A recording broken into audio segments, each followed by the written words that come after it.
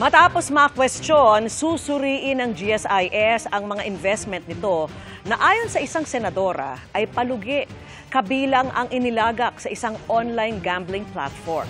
Pangamba ng ilang miyembro, maapektuhan ang kanilang pensyon at benepisyo. Ang tugon ng GSIS sa pagtutok ni Maki Pulido.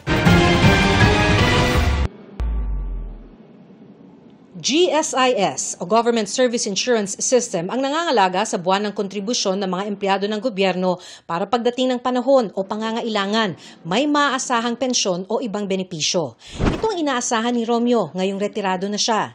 Pambili ng mga gamot ko, pagkain, napakahalaga po ng pensyon. Pero tanong ni Senator Risa Ontiveros sa kanyang privilege speech, tatagal pa ba ang pondo kung di umunoy pumapasok ang GSIS sa mga questionable at paluging negosyo? Una rito, ang 1 bilyong pisong investment ng GSIS sa online gambling platform na DG Plus. Habang may mga hakbang daw ang gobyerno laban sa online gambling, heto ang GSIS, pinondohan na, nalugi pa. Pinasok ito ng GSIS when DigiPlus's shares were being offered at a peak of 65.30 pesos.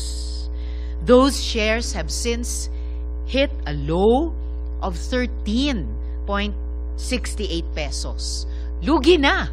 Ikalawa, naglabas ng mahigit 1 bilyong piso ang GSIS para bumili ng perpetual preferred shares sa kumpanyang Alternergy nang walang pahintulot ng GSIS Board of Trustees.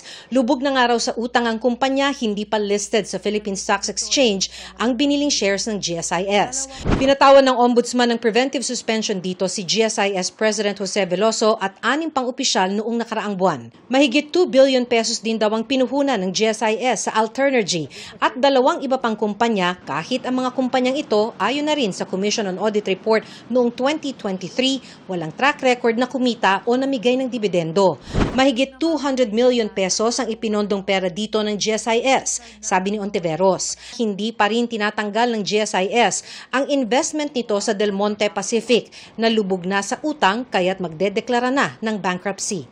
The COA grimly warns that this is just the beginning, since the investments could undermine the actuarial solvency of the pension fund and place members' savings at risk. Ilan sa nakausap namin hindi maiwasang mag-alala. Gusto kong pangalagaan itong contribution. Siyempre po, normal lang ako nag-aalala. Siyempre, kawawa naman po yung mga yung mga member dahil baka po mamaya mawaldas lang po yung pera ng mga tao naguhulog ng pinaghirapan nila. Giit ng GSIS, makikipagtulungan sila sa mga oversight at regulatory body sa pagsuri ng investment nito sa DG Plus Interactive Corporation. Handa raw silang ipresenta ang mga dokumento at datos kaugnay nito.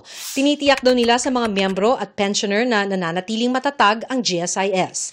Sabi pa ng GSIS, as of June 2025, 1.88 trillion pesos ang kanilang total assets at may net operating income na higit 76 billion pesos, mas mataas ng 31% kumpara noong nakaraang taon. Sabi naman ng DG Plus, lehitimo ang transaksyon na isinagawa sa Philippine Stock Exchange. Sumunod daw ito sa rules ng market trade. Ayon naman sa Alternergy, isang renewable energy company, listed sa Philippine Stock Exchange ang perpetual preferred shares na binili ng GSIS. Kikita nga raw ang GSIS ng mahigit 800 million pesos mula sa investment na ito matapos ang 7 taon at ibabalik pa ang higit 1 bilyong pisong ipinuhunan ng GSIS. Hindi raw lubog sa utang ang kanilang kumpanya at may tiyak ng bibili ng kuryente mula sa itinatayo nilang wind at solar energy na inaasahang matatapos na sa susunod na taon. Every year, yung Alternergy ay magre-remit sa GSIS ng 118 million pesos. As a matter of fact, yung unang interest namin na binayaran sa GSIS was in December of 2024. Taon-taon, gagawin po namin yon. Para sa GMA Integrated News, Maki Pulido, nakatutok 24 oras.